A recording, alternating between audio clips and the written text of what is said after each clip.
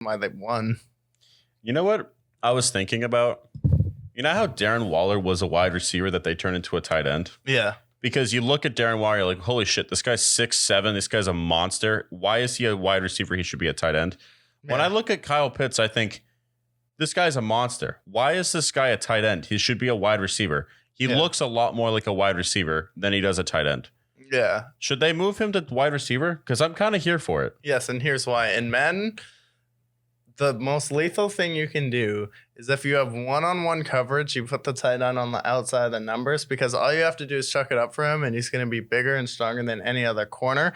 And then if you get an elite tight end to go with him while that guy's out wide, all he has to do is post the guy up, and he's still an explosive athlete. So I feel like you really need to look for another tight end if you're Atlanta, and then you need to start looking to move Kyle Pitts into the slot in like a hybrid wide receiver tight end. And it's like we're at the point in the NFL where it's like, yeah, he's a big physical guy, but like that doesn't mean he's a good pass or run blocker.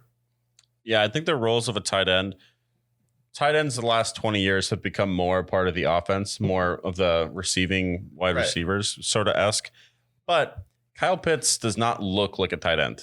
Like, and I don't mean that as a slight. I mean, he's quick, he's fast, he has a good jump ball, but like he looks a lot more like a wide receiver than he looks like a tight end. Tight ends are typically bigger, stockier guys. You look at George Kittle, you look at Travis Kelce, Cole Kmet.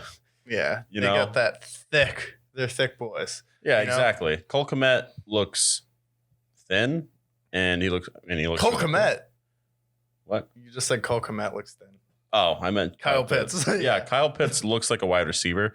And if they moved him to wide receiver, I feel like it makes a lot more sense. And I like the pairing with him in London a lot more. Yeah, especially because we're seeing the NFL with the running quarterback. You need smaller, faster linebackers. So if you get a tight end who's bigger and stronger, but maybe a little too small for a tight end, well, it's like defenses have to get smaller and more athletic just to be able to compete with these young athletic quarterbacks in the NFL and to be able to help set the edge and stop the run and the read option. So it's like if you start getting bigger skill players, that's what's going to start to turn back the clock and shift what you need to do on defense. So I think that's also something strategic that the Falcons could look at. Yeah, no doubt.